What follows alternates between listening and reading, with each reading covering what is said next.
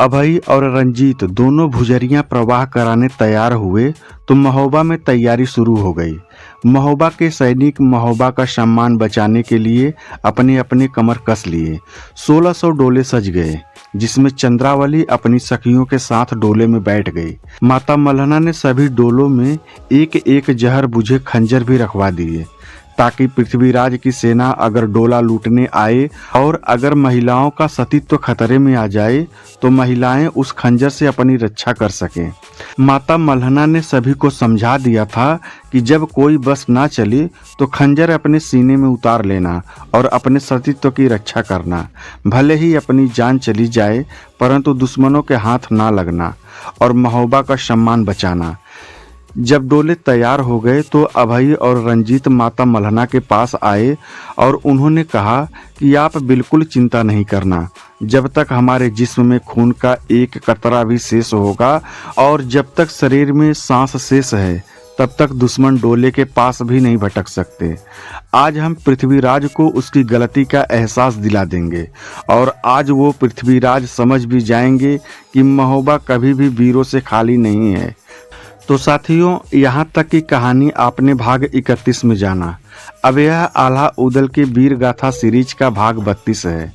अब कहानी में आगे बढ़ें, इससे पहले आपसे वही रिक्वेस्ट कि अगर आप हमारे चैनल पर पहली बार आए हैं तो चैनल को सब्सक्राइब करें, वीडियो को लाइक करें और ज़्यादा से ज़्यादा शेयर करें। अब आते हैं कहानी पर। साथियों, अभय और रंजीत के संरक्षण में डोले कीर्ति सागर पर जा पहुंचे। इसकी सूचना जब पृथ्वीराज को मिली तो उसने डोला रोकने के लिए पंडित चौड़ा राय को भेजा। पृथ्वीराज की फौज पंडित चौड़ा राय के नेतृत्व में डोला लूटने आ गई। सेनापति चौड़ा राय ने अपनी हाथी उभय के सामने लाकर खड़ा कर दिया और डांटते हुए कहा कि कौन हो तुम? तुम्हें नहीं पता कि दिल्ली की सेना ने महोबा को घेर रखा है? या क्या तुम्हें संदेह है सम्राट पृथ्वीराज चौहान की सेना की ताकत पर? इस पर अभय ने जवाब दिया और कहा कि मैं उरई नरेश माहिल का पुत्र अभय हूँ। मैंने अपनी बुआ मल्हना को वचन दिया है भुजरिया प्रवाह कराने की। मैं यहाँ युद्ध नहीं करना चाहता, इसलिए हे सेनापति चौड़ा राय, मेरे वचन में आप रास्ते का रोड़ा न बने, क्योंकि भुजरिया प्रवाह करना हमारी परंपरा है और इसके लिए अगर हमारे ऊपर युद्ध थोपा गया तो भी हम पीछे नहीं हटेंगे। रही बात सम्राट पृथ्वीराज चौहान की, तो उनकी मत मारी गई है, जो उन्होंने अपनी ही बेटी राजकुमारी बेला के ससुराल को उजाड़ने का निश्चय किया है। ये कैसी समझदारी है?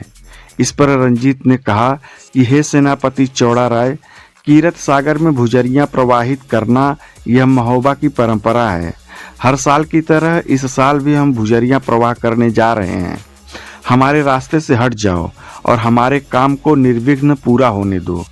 इस पर सेनापति चौड़ा राय ने कहा कि अगर तुम लोग भुजरियां प्रवाहित करना चाहते हो तो चंद्रावली का डोला हमें दे दो, उसके बाद तुम भुजरियां प्रवाहित कर सकते हो। इतना सुनते ही राजकुमार अभय गुस्से में तमतमा गया, चेहरा लाल हो गया। उसने कहा कि दोबारा ऐसी बात की तो तलवार मुंह में ठूंस देंगे और सारी हैंकड़ी निकल जाएगी। बात बात में बतबड़ हो गई और चौड़ा राय से अभय और रंजीत भिड़ गए। घुड़सवार घुड़सवार से भिड़ गए, हाथी सवार हाथी से भिड़ गए, पैदल सैनिक पैदल से भिड़ गए। तलवारें खटाखट बजने लगी, सनासन तीर चलने लगे, सैनिक कट कट कर गिरने लगे, रक्त की नदी बह चली। युद्ध विकराल होता चला गया। मारो मारो की आवाज सुनाई दे रही थी। तलवारों के खटखटाने की आवाज 3 कोस तक सुनाई दे रही थी। अभय और रंजीत की चौड़ा राय से भयंकर लड़ाई हुई। 3 घंटे तक तलवारें चली। महोबा की सेना चौड़ा राय के सैनिक टुकड़ी पर भारी पड़ने लगी और चौड़ा राय के सिपाही भागने लगे। तो अपने सैनिकों को भागता देखकर चौड़ा गुस्से में तमतमा गया और उसने स्वयं गुर्ज उठाकर अभय पर वार किया, परंतु अभय उस वार को बचा गया। फिर अभय ने अपने घोड़े को एंड लगाई तो अभय का घोड़ा चौड़ा के हाथी पर वार कर दिया। अभय के घोड़े की टाप पड़ी तो चौड़ा राय का हाथी रणभूमि से भागने लगा। महावत ने बड़ी कोशिश की, लेकिन हाथी रुका नहीं। फिर पृथ्वीराज ने अपने बेटे सूरज को भेजा। सूरज ने भी आते ही रंजीत से डोला रखने की बात कही तो रंजीत ने कहा, डोले की ओर नजर घुमाई तो तलवार मुंह में ठूंस कर आंखें निकाल लूंगा। फिर तो जोरदार युद्ध हुआ। सूरज ने रंजीत पर सांग चलाई। तब रंजीत ने अपना घोड़ा हटाकर उस वार को बचा लिया और सांग सीधा धरती में जा धंसा। फिर सूरज ने भाले से वार किया। इस वार को भी रंजीत बचा गया। रंजीत ने 2 बार चोट बचा ली।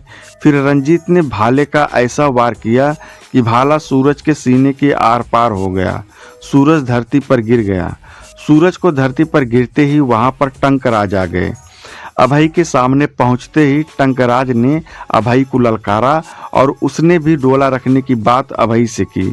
गुस्से से तमतमाया अभय ने टंकराज से कहा कि है अगर तुम्हारे बाजुओं में ताकत तो रखवा लो डोला। फिर क्या था, टंकराज ने अभय पर सांग चला दी। अभय तो बच गया, परंतु जब अभय ने भाला मारा तो भाला सीधा टंकराज के पेट में घुस गया और टंकराज भी वीरगति को प्राप्त हुआ। इधर जब राजा पृथ्वीराज ने अपने बेटे सूरज और टंकराज की मृत्यु की खबर सुनी तो उन्हें बहुत दुख हुआ। तब राजा ने सरदनी मर्दनी को भेजा और उसके साथ पृथ्वीराज का दूसरा बेटा ताहर भी आगे आया। दोनों फौजें मारामार मचाने लगी। भयंकर युद्ध होता जा रहा था। ताहर ने ललकारा कि मेरे भाई सूरज को किसने मारा है। तब अभय सामने आ गए और कहा उसे मैंने मारा है। उसने डोला रखने की बात की थी जो महोबा के शान के खिलाफ थी। अगर फिर से किसी ने डोले की बात की तो जीभ खींच ली जाएगी। फिर रंजीत ने कहा कि अभी भी वक्त है, युद्ध बंद करके चले जाओ वरना तुम भी अपने भाई की तरह वीरगति पाओगे। फिर गुस्से में तमतमाया ताहर ने रंजीत पर वार कर दिया, पर रंजीत ने उस वार को बचा लिया। ताहर ने भाला चलाया, फिर सांग चलाया। फिर दोनों में तलवारों से भयंकर युद्ध हुआ। ताहर ने अपनी तलवार से रंजीत पर पूरी ताकत से वार किया। रंजीत ने अपना तलवार बीच में लगाया तो रंजीत का तलवार टूट गया और सिर्फ मुट्ठी ही हाथ में रह गई। ताहर ने अपनी तलवार से रंजीत पर पूरी ताकत से वार किया। रंजीत ने अपनी बचाव में अपना तलवार बीच में लगाया तो रंजीत का तलवार टूट गया और सिर्फ तलवार की मूठ ही हाथ में रह गई। फिर ताहर ने दूसरी तलवार चलाई तो सीधा रंजीत के गर्दन पर जा लगा और उसका सिर धड़ से अलग हो गया। तो इस तरह रंजीत ताहर के हाथों रणभूमि में वीरगति को प्राप्त हुआ।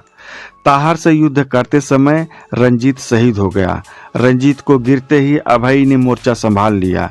अब अभय और ताहर में भयंकर लड़ाई हुई, लेकिन चकमा देकर ताहर ने अभय को भी मार गिराया।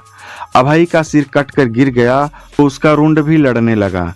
तभी एक हरकारे ने तीव्र गति से घोड़ा दौड़ाकर महोबा में ब्रह्मानंद को खबर दी कि रंजीत और अभय वीरगति को प्राप्त हुए। अब महोबा की लाज सिर्फ आपके हाथों में है। अगर आप नहीं चले तो महोबा का डोला लूट लिया जाएगा। रंजीत और अभय की वीरगति की खबर पाकर गुस्से में तमतमाए ब्रह्मानंद ने सोचा कि महोबे की लाज बचाने को मेरा युद्ध में जाना जरूरी है। फिर घोड़ा हरनागर पर सवार होकर अपनी फौज के साथ ब्रह्मानंद अपने ससुर पृथ्वीराज का सामना करने मैदान में जा पहुंचा।